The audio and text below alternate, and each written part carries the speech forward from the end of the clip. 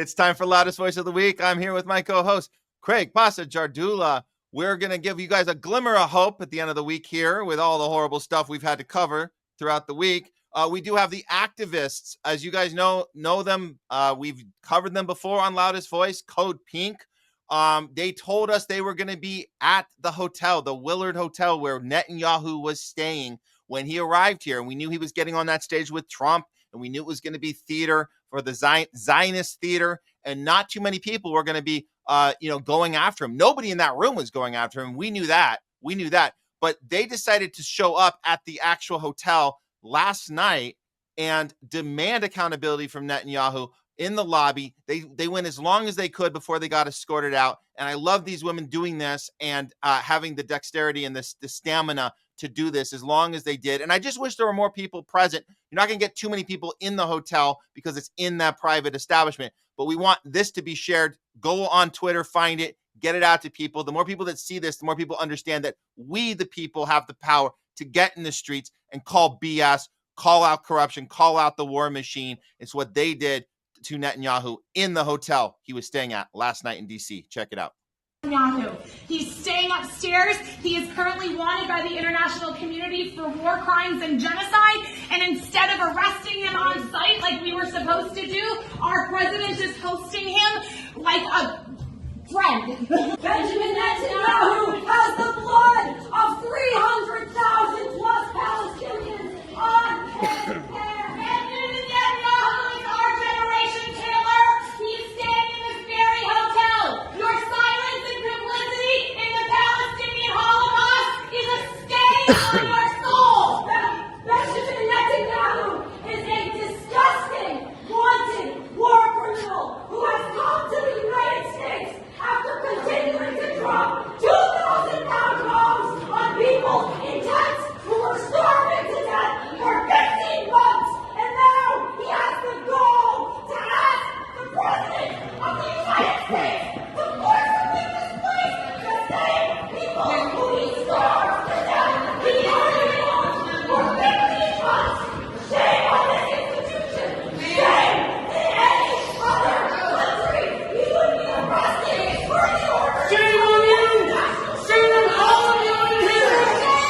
Shame on you! Shame on the Willard Hotel for continuing to hold the war criminals! He is the killer of our generation, and you are all enabling the Holocaust of the Palestinian people! This is a stain on all of your souls! May you remember this day in the future when your grandchildren are ashamed of your silence and complicity! Code Pink, everybody. Doing it, bringing the game, bringing the loud voice of the week. We're giving them all loudest voice of the week. Craig, Pasta Jardula. Show up a politician's house in front of their houses, right? Oh, they do. They do. Yeah, I know, but not right here. They were telling people, shame on you guys for whatever, I mean, I get it.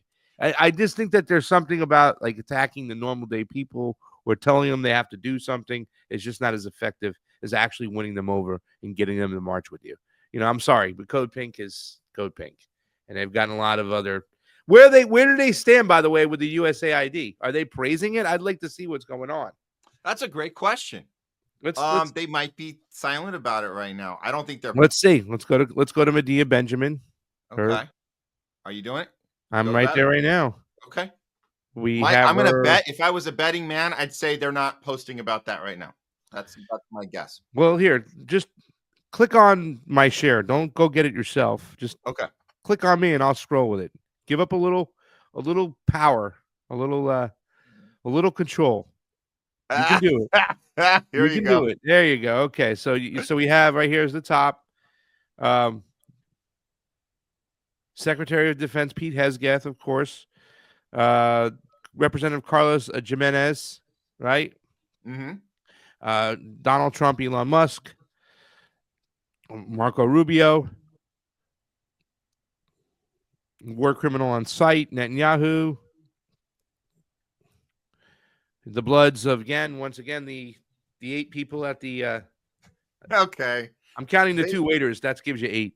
Don't forget the waiters. The kitchen staff. Secretary of Defense.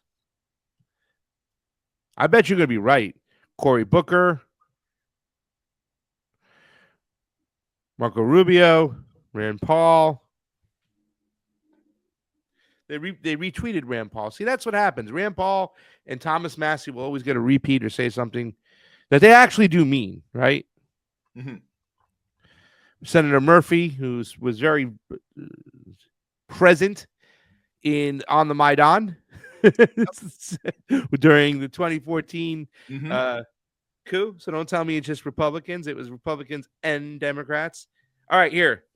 So look, okay, we got something. Oh. All right. Ready? Yeah. Want to expose more of them?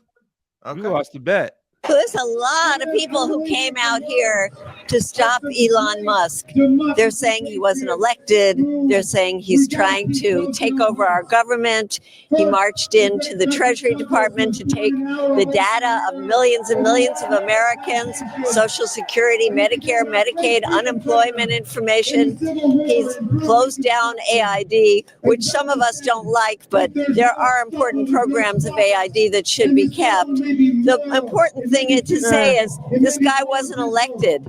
This guy is a billionaire who wants even more power. No. I see how she's carefully maneuvering, saying I don't really like it, but she's saying here's the point. It's Elon's not elected. What are you talking about? Elon was on the campaign trail. He was clearly a part of the team that was elected. Trump said absolutely 100% he was going to be doing this. If you vote for me, you're going to get him on my team. How do you not? And then you're going to be totally silent. Oh, this ruined the whole segment. I wanted to give her loudest voice. She gets loudest voice for that. But I'm telling you, man, the idea that you don't have any critique on Fauci and Bill Gates making public policy, they weren't on anyone's stage. You didn't check a box for Fauci or Gates. Where the hell are you? What are you talking about? She says it right here, by the way. We have no love for the USAID's imperialist agenda, but government institutions don't need a billionaire takeover. They need radical change led by the people, not the ultra rich. Musk isn't here to dismantle corruption. He's just consolidating more power for himself. It's such an amateur take on this. It's not even thoughtful. It's like I get she's being careful about I don't want to champion US aid. Okay, great. But this idea that we're mad that a guy that was literally standing on the stage with Trump, when he said vote for me, I have RFK on the stage. Are we going to say he wasn't elected? We didn't elect RFK. He dropped out of the race. Are you going to be mad when he gets? Do you know what I mean? Like what kind of logic are you maneuvering around to make that your problem with Elon Musk? That's we have so many problems with Elon Musk. That's not on the list. He wasn't elected. Stop a billionaire takeover from another billionaire takeover. Yeah. They're not funded by all oligarchs and all this other money, and they want to act like they're from the people. Look how many millionaires and billionaires donated to her campaign. Check this one out real quick. Here we go. We love you, Senator Warren. What can we do to stop Elon Musk? Keep calling your senators. We love you, Senator Warren. No. Tell them that this is not business as usual. These times are not normal. These people are trying to take over our government. Thank you. Stay on them. We love you, Senator Warren. What can we do? We love you, Senator Warren. Okay, whatever. Look, we love you, Senator. Look, this is not the point of this segment, Craig, is not to go through somebody's entire resume of all the shit they get wrong. We're trying to call when someone gets one thing right, we acknowledge it. That's it. Yes, there were only 2 waiters in the room and all that. We could talk about that, maybe not so effective, but that they got that right. They got Netanyahu. Let me just help you out on this one. Okay. Okay. They need to go away. They're in a failed project that's just not working, right? They're not effective, right? They take up more air and oxygen than anything else. I would like to see them go into a bigger group of thinkers that would find other tactics and other ways to use what they've been able to do over the years. You know what I'm saying? But really, to tell you the truth, it just seems more and more every time that it's just all about Medea Benjamin and her status than anything else, right?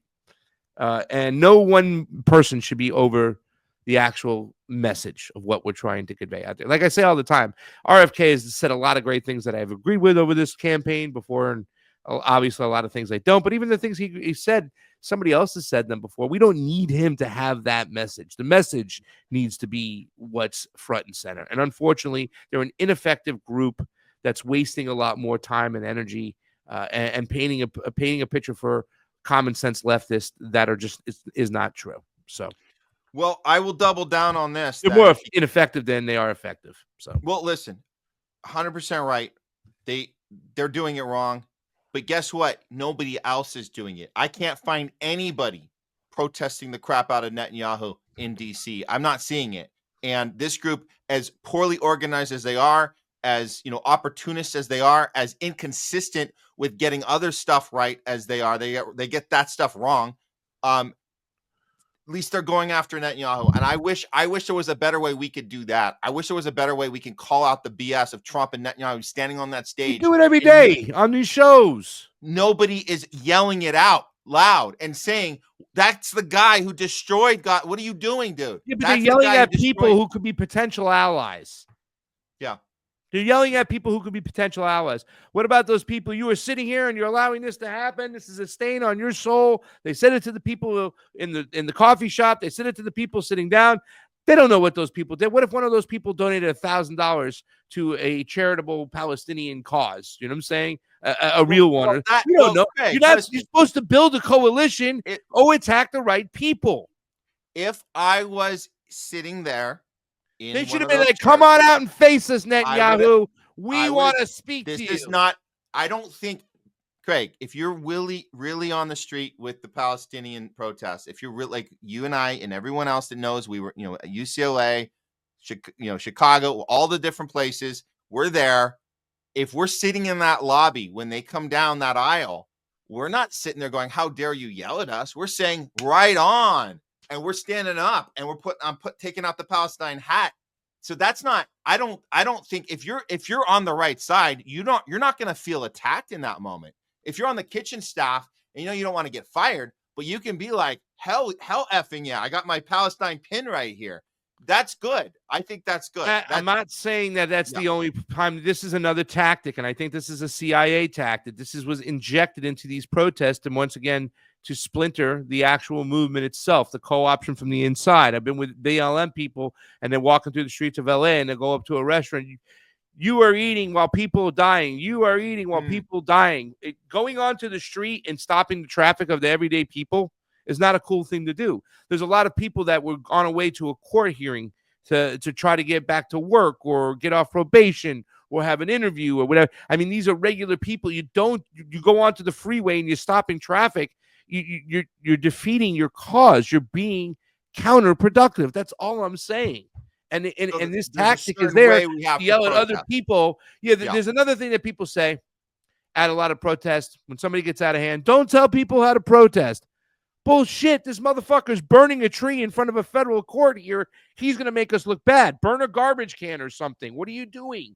You know what I'm saying? And they have that tactic in there. I'm telling you because I've seen this all the time. That tactic, and that's how infiltrated and messed up Code Pink is.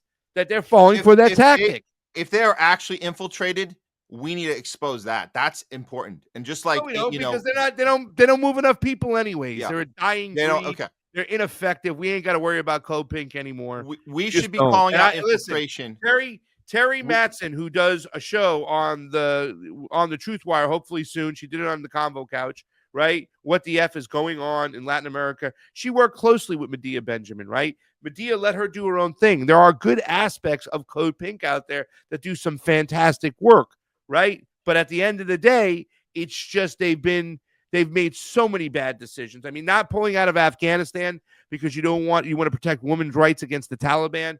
That's just beyond bizarre. And she's been, the Russians are junior imperialists, trying to put them on the same level of the United States.